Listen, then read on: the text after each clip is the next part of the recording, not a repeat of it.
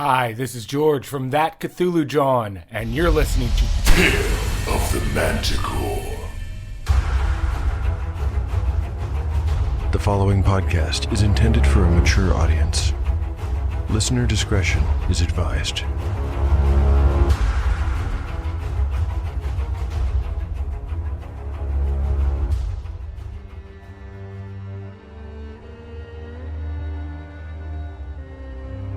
Welcome back to Tale of the Manticore, Season 3.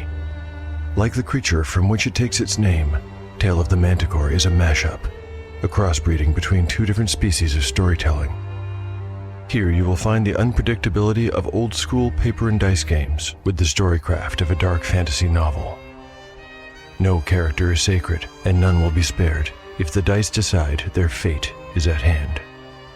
According to lore, the tale of a manticore is barbed with cruel iron spikes. There will be much pain in the days ahead.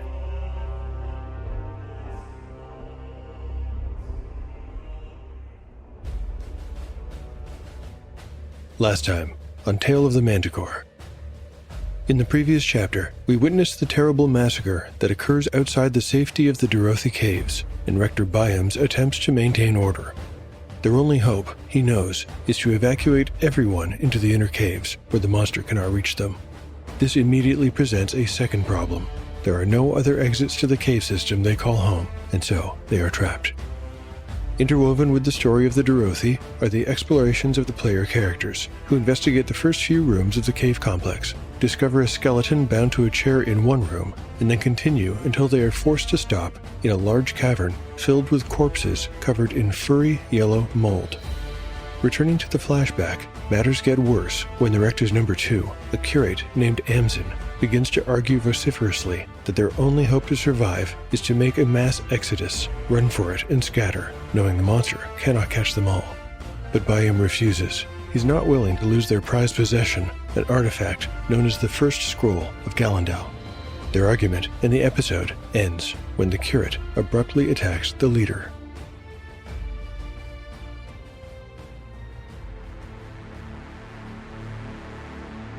There's a few things to take care of before we can join the PCs. First, I'm going to have to say, the fight over the First Scroll of Gallandal, a fight I have yet to resolve, fulfills the current event meaning: celebrate possessions.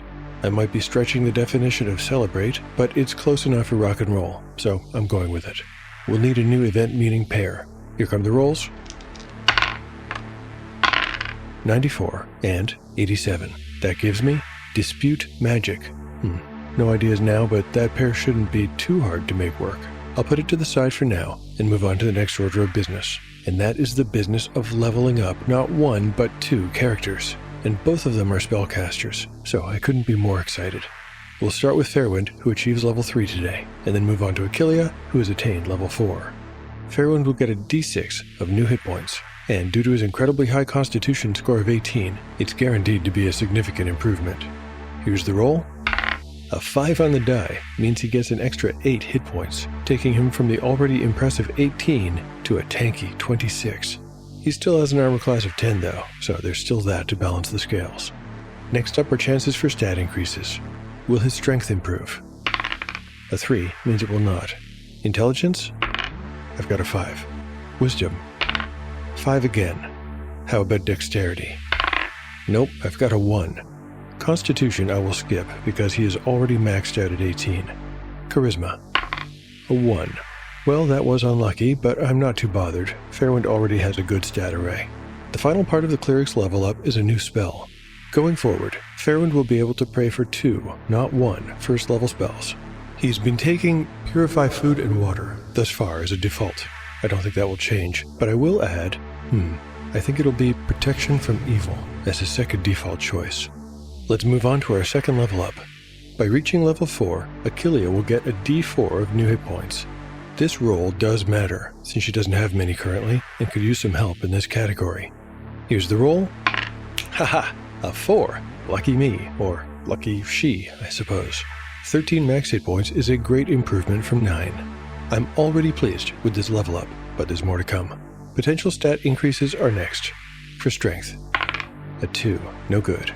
Intelligence, a 6, Oh wow, and right where it counts. 15 becomes 16. Per the rules, she should get an additional language here, but since that makes no sense in our story, I'll forego it. How about wisdom? Another 6. It seems that Achillea has really matured over the last 10 episodes, both intellectually and spiritually. 11 goes to 12, which affords no special bonus, but does get her close to 1. Next is dexterity. I've got a 1. Constitution? A 6. Oh my Lanta. Look at that. I got a hat trick. These are rare. Let's see. Her 11 goes to 12, which once again brings her within sight of a bonus but does not actually give one. All that trekking has clearly toughened up this half-elf, which makes completely good sense to me. Now, I wonder if I can get a 4th bump for charisma. It's the last stat to check. The roll? A 4. Well, no complaints. As usual, I've saved the best till last, and there is a final roll to make. One of Achillea's thus far unreadable spells will open its secrets to her the next time she studies her book. And rolling a d10 on my new list gives me a 2. That's Detect Evil. Well, it seems Achillea's role as a predominantly non-combat mage will continue. The spell itself is pretty straightforward.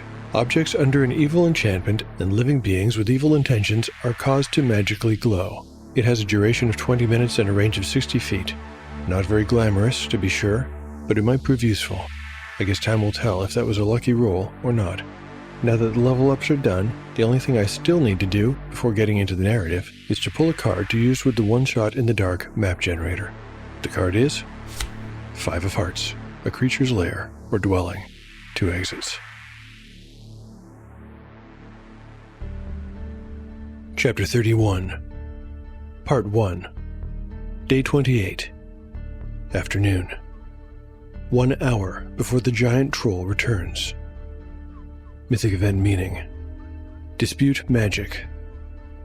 Party status: Achillea, 13 of 13 hit points. Cord, 18 of 18. Dureni, 12 of 12. Tentir, 15 of 15. Fairwind, 26 of 26.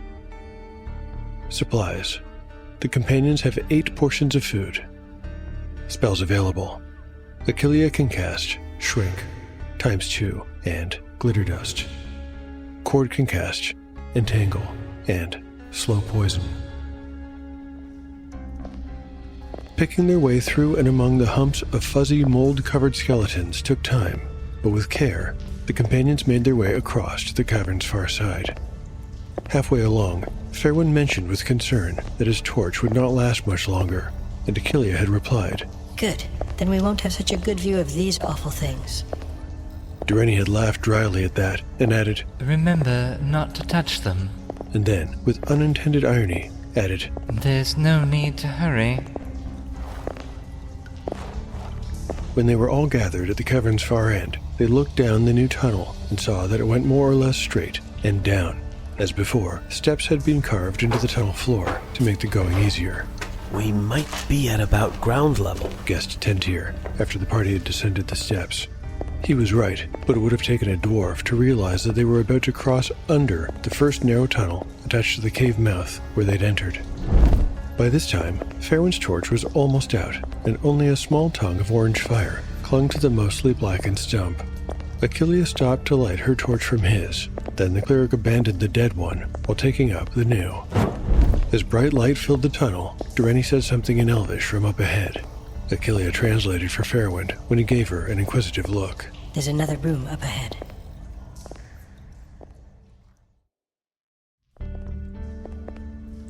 The room Dureni had discovered turned out to be small and round, about 20 feet in diameter. Its purpose was fairly clear. There was a raised ledge of natural stone that had once been used as a bed. Rotted remains of a blanket, wet with moisture, collected from the wall, had been pushed to the side.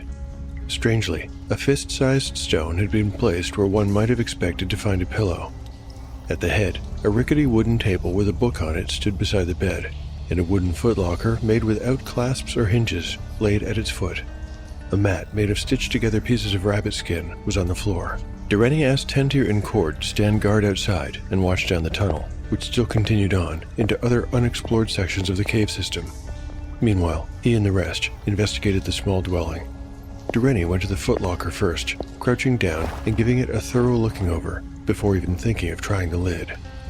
While he took his time with this precaution, Achillea moved to the bedside table and examined the small volume atop it. She could see that, like the blanket, it touched the moist cavern wall and had soaked up enough water from it to have become swollen. Still, the title was easy to read, even if the text was warped. It said, "A Song for Ahea," in the tongue of men, and there was a picture of an owl over the letters. It was stylized in a way identical to the one on the banner they'd found earlier. Fairwind was standing in the middle of the space, trying to provide light to both Achillea and Durrani. The flames of his torch winked and danced across the moisture-slick walls. While his expression was calm, inside, the cleric was remembering being in the Morok family crypt when his light had gone out. He could not help but worry that the torch he now carried might not last long enough for them to fully investigate the caves and still make their way back out in the light. He did not think the Yellow Mold Cavern could be safely negotiated in the dark.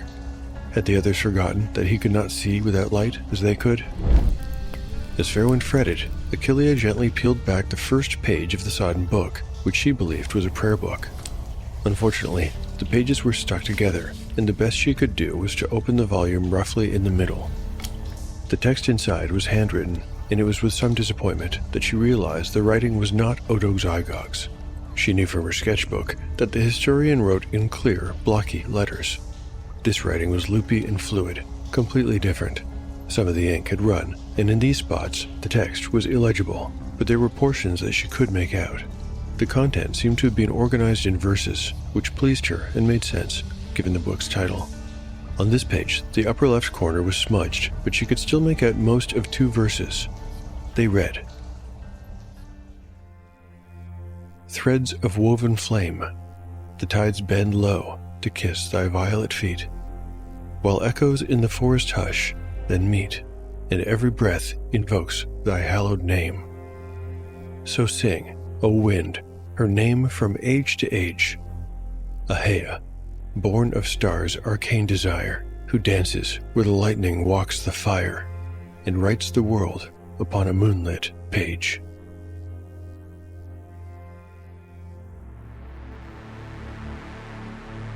Fairwind is right to worry about his torch. It will only last another... should I make it random? Let's say D4 plus 10 minutes gives me... Okay, that's lucky. It'll remain alight for another 50 minutes, which, conveniently, is exactly how much time is currently left in the countdown clock. The party's finite light source is not the only reason I stopped the action here, though. I also wanted to determine, at random, if there's anything of use in the footlocker that Durrani is about to open, and I'll want to draw a new card from the One Shot in the Dark map generator table, too. First, the footlocker. I think there's a decent chance there would be something of use in it. 75% feels about right, so I'll go with that.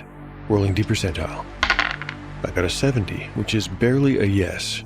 Okay, now to roll a D20 to see how useful the contents of the footlocker will be for the party. The higher the roll, the more useful the item or items. Rolling. A 10. I'll need to mull this over before I decide what it'll be. While I'm doing that, let's flash back and see how the sudden attack by Curate Amzin against the Rector resolves.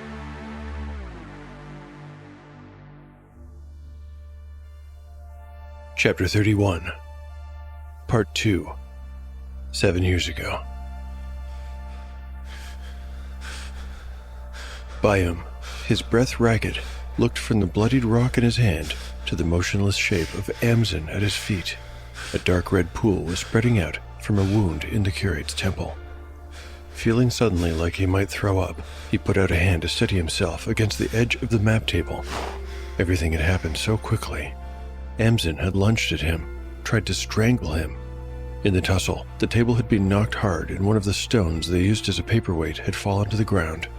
The tin lantern had also crashed to the floor, where it had rolled, throwing a crazy, slow, strobing light until it reached the wall. Amzin, the younger and stronger of the 2 men, had quickly gotten Byam onto his back and had both hands around his windpipe, squeezing. Within moments, the edges of the Rector's vision had started to blacken. Even his hearing diminished so that everything came to him in a low hum. Byam knew he was going to die. But he did not die. By sheer luck, or perhaps it was fate, One of Byam's flailing hands touched the fallen paperweight, and by instinct he grabbed it. Then he was beating it madly against the curate's face. Hot, wet drops spattered his cheeks and mouth.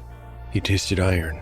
Then the pressure around his throat relaxed all at once, and Amzin went limp atop him. It took an effort to wriggle out from beneath the bigger man, but Byam had managed it, and then stood, his every fiber shaking with horror. What had he done? How could this have happened? It was all too overwhelming to parse, and so Byam just stood there, his mind a blank, staring at the corpse of his former second-in-command.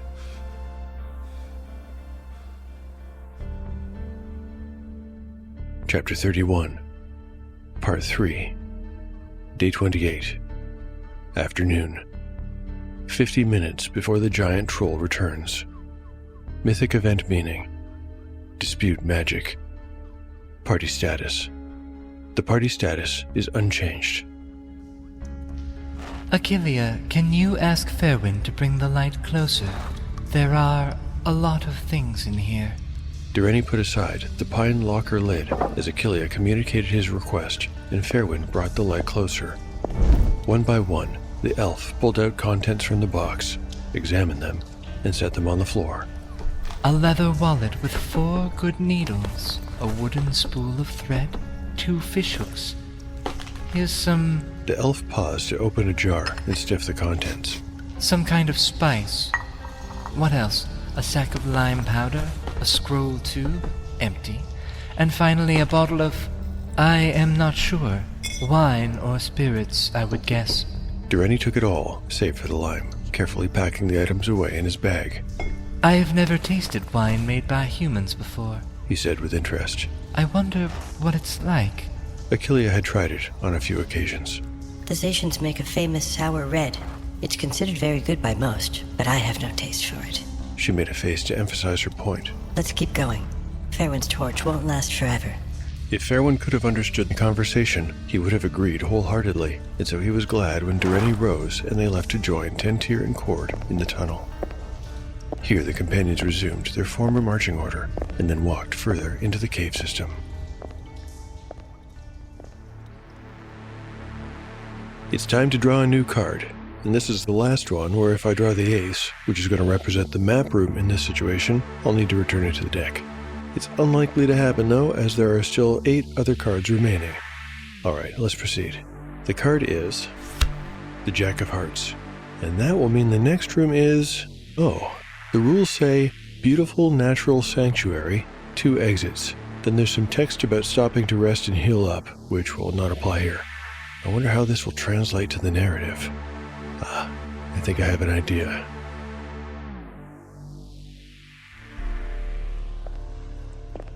The tunnel dipped a little, and after 30 or 40 feet, came to a wide junction. Durrani arbitrarily chose the right path and led the companions down a new tunnel where the walls were closer and the rock overhead was lower. The pinched surroundings gave everyone an overall sensation that they were being compressed.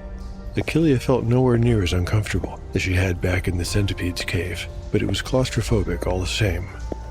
The tunnel terminated at a small cave with no exits, but as Fairwind brought up his torch, the wonder of the place became apparent, and Achillea could not help but let out a breath in awe. The back of the cave was studded with protruding quartz prisms of various geometric design. The crystals sprouted in clusters, looking like strange plants made of dusty glass. They caught the light from Fairwind's torch and threw it back haphazardly around the cave in vibrant spangles. There was one other notable feature in the room, and it was man-made. What could only be an altar cut from stone was set on the cave floor against the opposite wall. Etched into the top was the same stylized owl the companions had seen twice before, once on the woven banner, and then again on the cover of the prayer book. When they had first seen it, Durrani had commented that the Dorothi might have been a pious people, but now Achillea realized. The whole focus of this community was their religion. The Dorothi chose to live here, in some way, in the service of Ahea. And this place must have been their chapel, where they came to give devotion and find guidance and healing.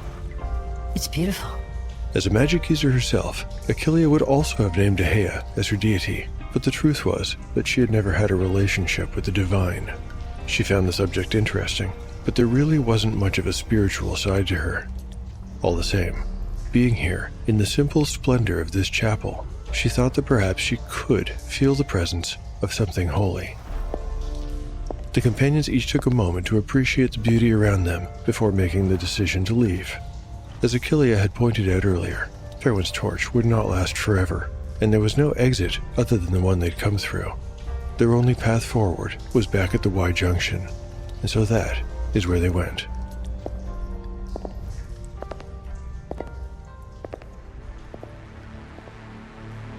At this point, the PCs have just 30 minutes left in their countdown clock, and I think we're getting close to crunch time. They haven't reached the final room, and they still need to get back out of the caves, something I think would take a good 10 minutes to accomplish. It's lucky that they're aware of their dwindling torchlight, because without that, there would be nothing in particular to encourage speed. Still, my heart sinks when I look at the deck and realize there's still 8 cards left in it. Well, there's no putting it off. I might as well draw and see what's next. Here we go. 7 of hearts. That gives me... treasure room. 1 exit. The rules say there's a trapped chest with loot here, but I don't think the Dorothi would keep anything of value in a trapped chest. I mean, locked doesn't even make sense. I don't think trust was a concern for the Dorothi until their final days. Oh wait, I have an idea. I just realized what the treasure will be, and I think I have an idea for a trap alternative. The Dorothi do have an item of extreme value, so that would be here. This room might also contain a few items of special worth to the PCs, like extra weapons and armor. Of course, these things would have been sitting here for 7 years. Would they be rusted? There's a good chance they would be. So instead of a trap, I'm introducing a chance that the mundane items of value in here are corroded beyond use. So what is in here other than the Dorothi's greatest treasure? I'll roll to determine that too. There's going to be weapons, armor, or both present. So how about a d6 roll where 1 to 2 means only weapons, 3 to 4 means only armor, and 5 to 6 means both. Here comes the roll. A 6. There's both. Well, that's a good start, but I still need to find out if they are rusted beyond use. The probability of that is pretty high, say 75%. Yeah, why not? I'll roll separately for each category. Are the weapons rusted? 64. Yes, they are. Is the armor useless too? Okay. The dice have spoken.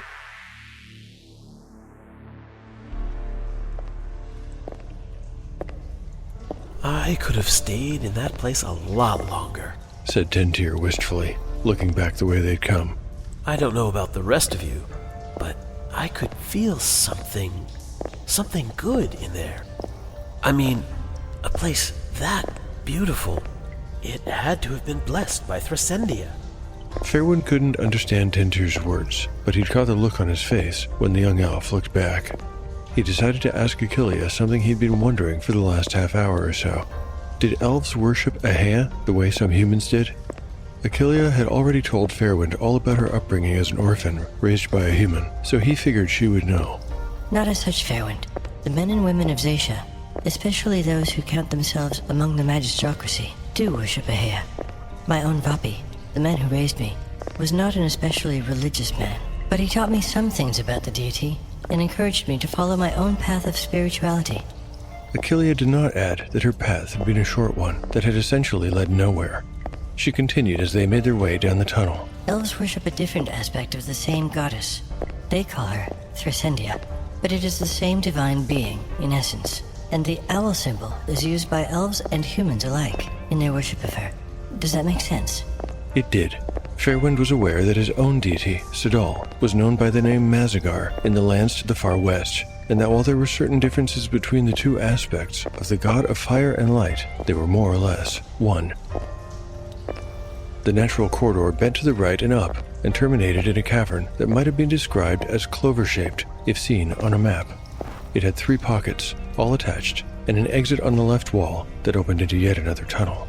These caves just keep going and going, observed Achillea. The purpose of the clover-shaped room seemed clear upon first entering.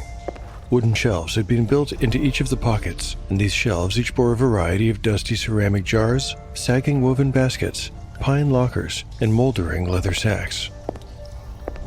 Fairwind stood in the center of the place to provide light for all to see by, and suggested hopefully to Achillea that, since they had found oil earlier, they might turn up a lamp or lantern in here. Court and Tender took up positions at each exit, while Durrani and Achillea, as before, assumed the task of going through the room's contents. Neither found anything of use, even after several minutes of searching and sorting. Although this cave was dry, all of the blankets and bolts of cloth they discovered practically disintegrated at their touch from dry rot. Iron tools, including a large box of nails, were in abundance, but completely gone to rust. Achillea, who had turned up neither lantern nor lamp, had about given up hope of finding anything of use when Durrani muttered, "What's this?" and pulled a heavy box free of the shelf. It was different from all the others they had seen before in that it had a clasp and was well made in general. With considerable effort, the elf managed to get it onto the floor. "It's heavy." He exclaimed, wiping sweat from his brow. There was no discernible lock, so he opened the clasp, and the lid came up with a little creak. Inside were a few bolts of silk, rotten like everything else, but under them was a package of oiled leather. Whatever was in it, it was responsible for much of the weight of the chest. What's that? Asked Achillea. By now, she had wandered over to where Durrani worked. "A mace and a broadsword, and 2 suits of chain mail," said the elf. "Unfortunately, they are all badly rusted. It is a shame. Fairwind could use a real weapon, not to mention some armor." Is there anything else in the box? Achillea wanted to know. "Just this," replied Durrani, and he held forth a tube of dark metal with a stopper at one end. Achillea took it from his outstretched hand. It looks old, she said, and then, This is silver. It's badly tarnished, but it's silver.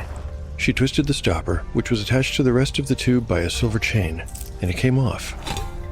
Inside was a single roll of parchment.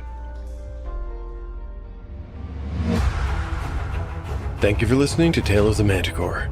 If you would like to help to support the show, there are lots of ways to do so. You can recommend it online or to friends. You can like and repost episode announcements on social media.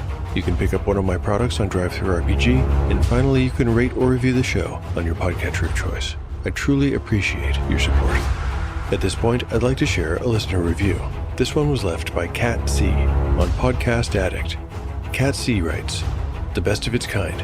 Amazing, immersive stories. The dice just add that much more fun to it. 2 thumbs up for this one." Well, that one was short and sweet. Cat C, I'm so happy that you're enjoying the show. Thank you very, very much for that kind review. Thanks are also due to my lovely cast. This episode features just 2 actors, Kyellen and Kevin Berenger, play the Elven brothers, Durrani and Tentir. Thanks, guys. You're always there when I need you. For more information about the podcast, visit taleofthemanticore.com, and you can still use the old Blogspot address if you prefer. SoloRolePlayersNetwork.com is also a great resource if you would like to learn about other pods in the same vein as this one. To get in touch with me, I'm at taleofthemanticore.bluesky.social, Tale of the Manticore Podcast on Instagram, or taleofthemanticore@gmail.com. The adventure will continue on the next episode of Tale of the Manticore, the story where chaos rolls.